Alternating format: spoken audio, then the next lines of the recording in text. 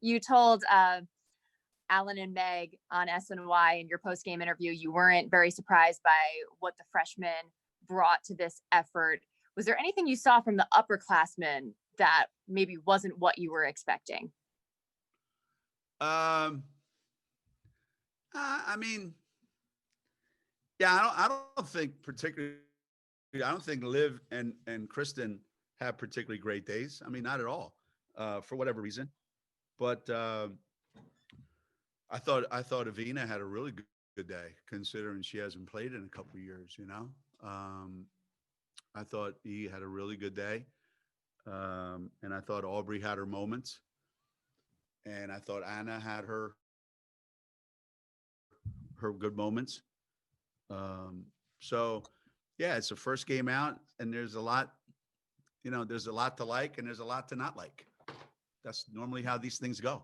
As a quick follow-up, just with Olivia being that she didn't play much in the second half, was part of that because you were trying to get some of these newcomers playing time and see what the rotations would look like? Yeah, I mean, Liv played almost the entire first half, I think she ended up playing like 18 minutes or so in the first half. So or 16, close to it anyway. Yeah, and I mean, there's only so many ways that you can get some of these guys in and give them some time, and that was obviously the easiest way to do it. Thanks.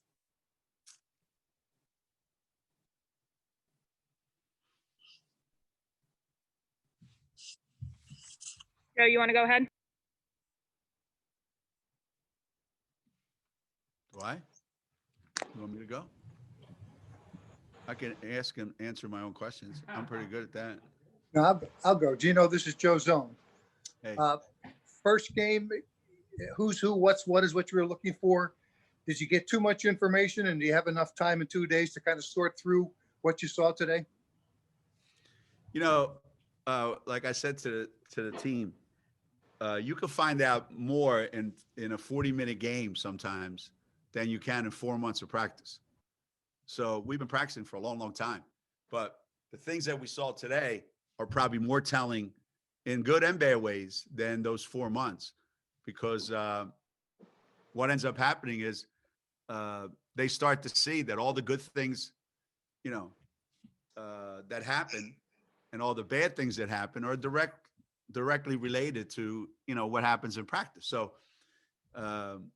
when we practice and we say, hey, look, you got to keep your foot still. When we, let's work on well, it's not that important. Well, it is until you get a couple walking calls, or, hey, let's make sure that we finish around the basket, well, I missed a couple, nice try. Well, until, hey, get in your stance and let's talk on defense. And, so these kinds of things are way more important when you see them in a game, because when you show your players that, they say, oh yeah, see, now I know how that transfers over. So you play these early season games for that reason. Alexa, you want to go ahead? Hey, Geno, were you able to get that much from your defensive effort today? Was it, a matter of opponent maybe, but do you feel like this team can be kind of defensive force? You guys held them to single-digit points in all but, or in all the quarters, and 2 points only in the second. What is maybe the ceiling for this team on the defensive end? I don't know. I'm not, I don't think after one game, I could say that definitively we can be, I don't know that we can. Based on what I've seen, I don't know that we can be one of those elite defensive teams like we've had in the past. And we may become that. Maybe down the road we can become that. And it's something that we've talked about in practice a lot. And we've talked about, there's a wall in our practice facility. When you walk down that wall, you see all the national defensive players of the year. Their pictures are there, they're all this stuff. And I asked, some of our players, I said, do we have any of those players here on our team? And, does anyone aspire to be that player? Like if we said, okay, we're playing a really good guard. All right, well, Kia Nurse, you got that guy. hey, we're playing, a really good forward or whatever. Hey, Gabby, you got that guy. I don't know who those people are yet. They may evolve, but I don't know who they are yet. Pat, Rob, you want to go? Sure. Geno, could you just give an evaluation of Paige's performance tonight? She seemed as advertised. Well, I don't know. I mean, when you come advertised as, you're better than every flavor of ice cream that was invented, and, you play a game like you played today, there's probably some people out there that are probably going to go, she's not all she's cracked up to be. But I don't know. I think Paige was Paige. Paige did all the things that Paige does. She scored some points. She rebounded the ball. She stole the ball. She passed the ball. She had a feel for our offense. Her first game as a college player, I think she played great. And that, what I like to say about kids that age when they play and you just say, look, if you look at that game today and you say, I'll bet you over the next 4 years, that's the worst game that Paige Bueckers will play in her entire career. When you think that, and she almost had a quadruple double or whatever she had, then you think, wow, she was pretty good today. But her expectations, I'm sure, are way higher than today. But I thought she had a really good day for her first game. Michelle Vopel. Yeah, I thought she had a really good game for her first game too, Coach. This is Michelle from ESPN. What I wanted to ask about Paige specifically, if I could, is and I know this isn't any surprise, you guys have seen this, but her instinct and her aggression, and we saw that from the very first basket that she had, the put back and just how smooth it was, and how is that something that you think really stands out about her, is that she looks so comfortable right away, I feel like, on a college court? I would say so. I would say, Michelle, that's true. I would say that probably the first week of practice that we had to today, there hasn't been a time where we would say as a coaching staff that Paige looked really uncomfortable. There may be times when she's not shooting it great, or there may be times when, the right pass isn't always the right pass. But there hasn't been a time, I don't think, where we would say, there's a part of the game that she's not comfortable with. There really is. You hate to say this because she's still young, but there really isn't a segment of the game that Paige doesn't feel comfortable doing. It doesn't really matter what part of the game you want to analyze. Like, can she pass the ball? You saw that. Can she shoot it? You saw that. Can she get to the basket? Yeah.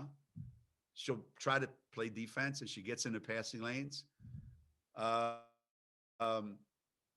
mean, that to me is in baseball, they were 5 tools. They can hit, they can run, they can throw, they can hit with power, all that good stuff. So when you look at Paige, she's a 5-tool basketball player, Thanks, Coach. Mm-hmm. Hi, Geno. Just to kind of follow up on what you were saying about seeing more from the 40 minutes, what did you see that you were really impressed with? And again, on the negative side, that you will be working with more before the next game?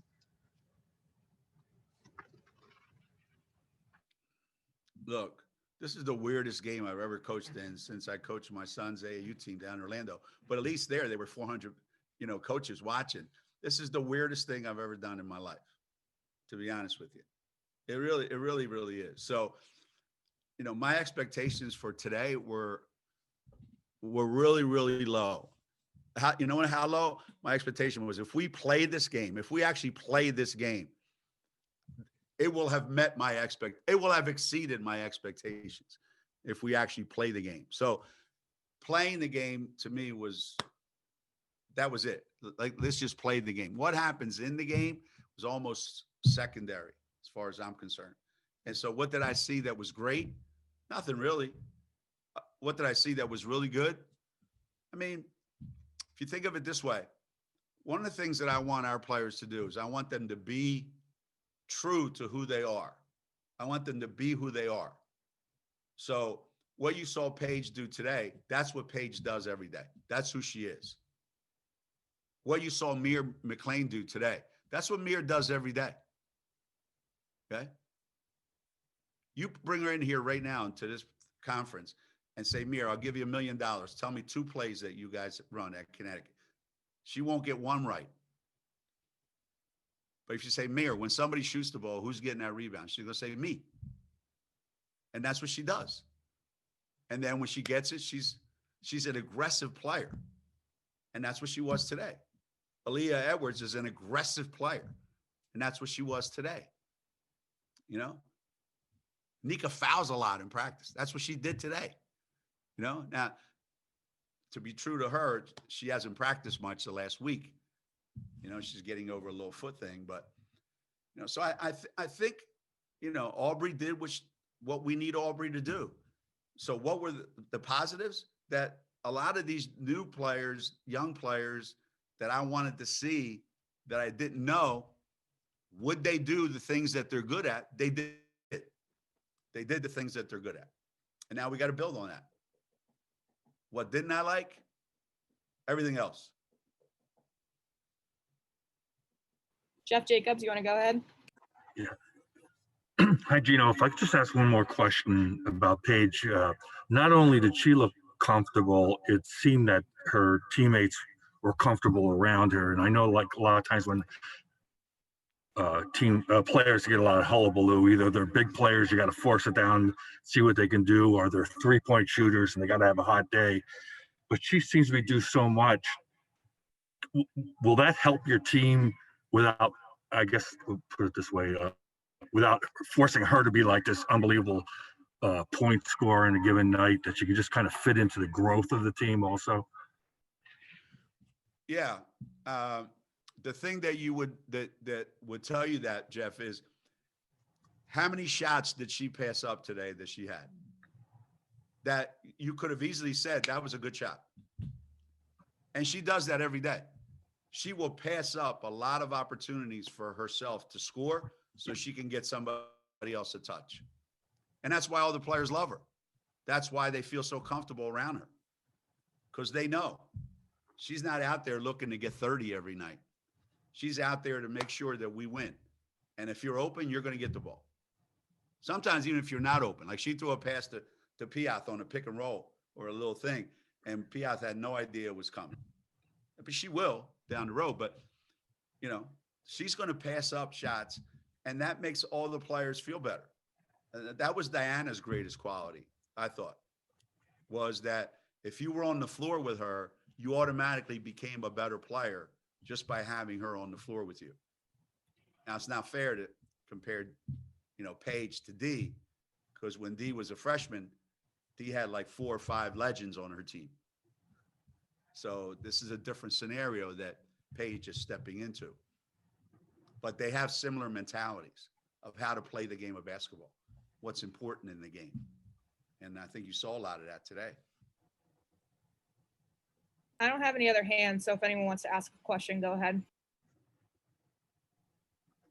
Hey, Geno, it's Doug here.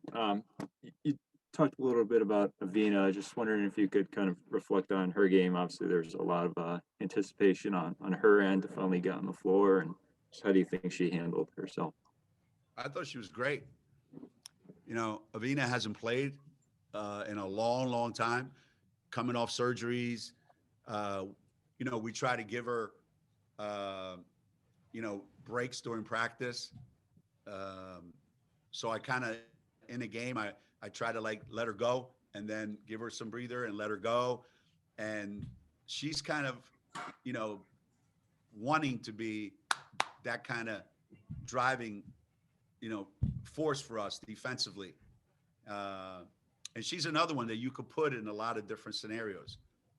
You know, she's going to make a 3 like she did. She's going to, get in the lane and make a play. She's going to go get a rebound. She's going to, pester you on defense. So, he's going to help you a lot of different ways. I don't know what her reputation is, where she played before or what her reputation is coming out of high school. And, I'm not really concerned about that. I just know for us, what she did today, is exactly what this team needs from an older, experienced player. Geno, it's Carl. You always say coaches love practice and players love games, but are you looking forward to playing 4 games in 8 days, hopefully play 4 games in 8 days? Yeah. If we could play 3 more games this coming week, Tuesday, Thursday, Saturday, that would be huge. That would be huge. Obviously, if we win all 3 of them, that's even better. But just being out there and playing. Again, we practiced for 4 months, and I learned more about my team today than I did in those 4 months. And after Tuesday's game, I'll know twice as much about my team as I did in those 4 months. So for me, these are all learning experiences, finding out about my team. So yeah, we need games. That's the only way you can find out. We don't need any more practice. I don't want to go to another practice if I don't have to, and neither do the players. How does that affect your rotation when you need to see things in a game than in practice? Well, that's what I have to try to figure out. That's why we tried to play Aaliyah a lot, either, with Liv, without Liv. We have to figure out, when do we use Aubrey? When do we use Mir? How the guards are going to work themselves out. It's more of the post players that I have to figure out, the front court players. The backcourt rotations, those are easy. But yeah, I need to figure out how to do that. And each game will give me an idea. What the rotation was today might not be the same rotation on Tuesday. And what the rotation is on Tuesday might not be the same on Thursday. I don't know. Kai, you want to go ahead? Just expanding on that a little bit. I mean, this is a team where you have a lot of depth, and it's not necessarily going to be the same lineup every single game. So how do you go about kind of figuring that out, but then also developing the identity of the team this year?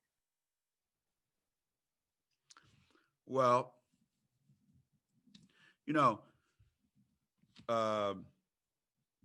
I've coached some teams that had a lot of depth.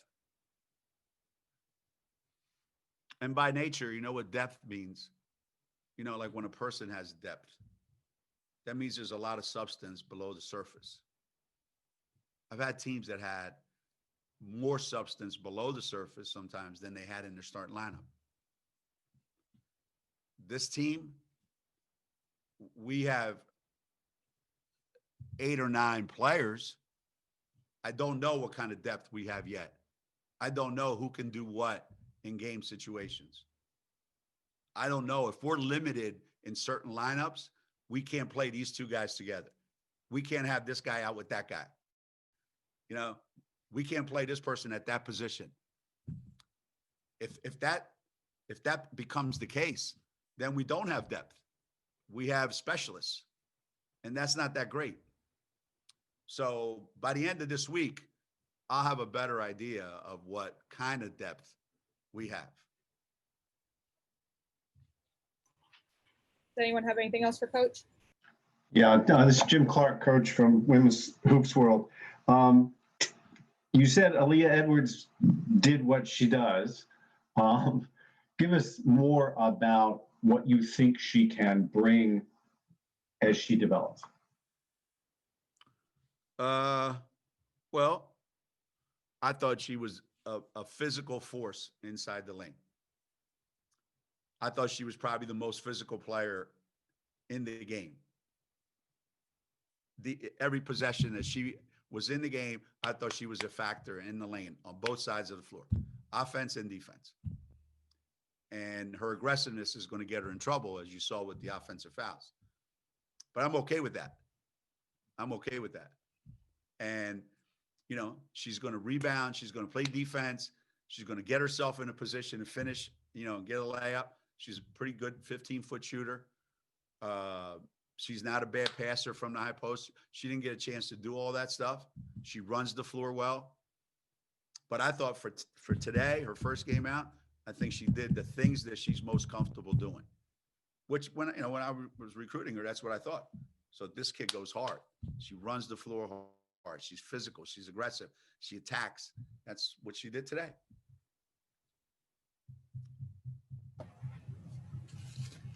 Geno, it's Carl again. Was Shea any different on the bench today? No, she wasn't. One time I wanted to call off the press and she said, why? And so I don't know what happened, whether, Tom might've said something on last night or this morning or something. I don't know, but I said, we should sub our starters out. She goes, not yet. So I don't know what that means. I would have to ask Tom. Nah, Shea was Shea. She wasn't any different. Yo, this is the weirdest thing ever, man. I can't stress that enough. This is the weirdest thing ever. I looked over in the end zone. We have more dog posters at our game today than we had human beings. When was the last time that happened? There were more canines in Gamble Pavilion today than there were human beings.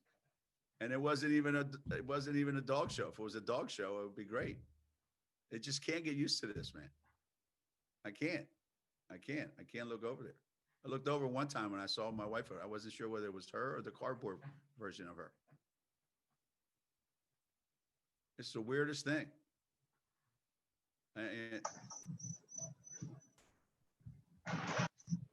I seriously, I've never seen anything like it. Do you know yet, Geno, what you're doing for traveling? You know, how you're going to be able to come back into the state and play again? No.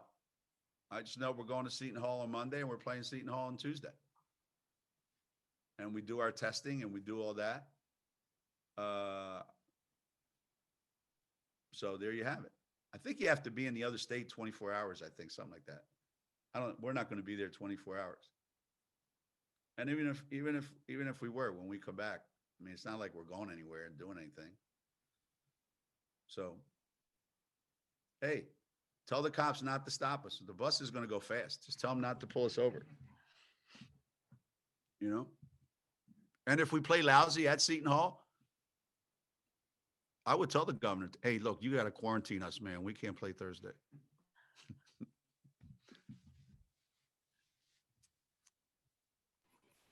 Does anyone have anything else? All right.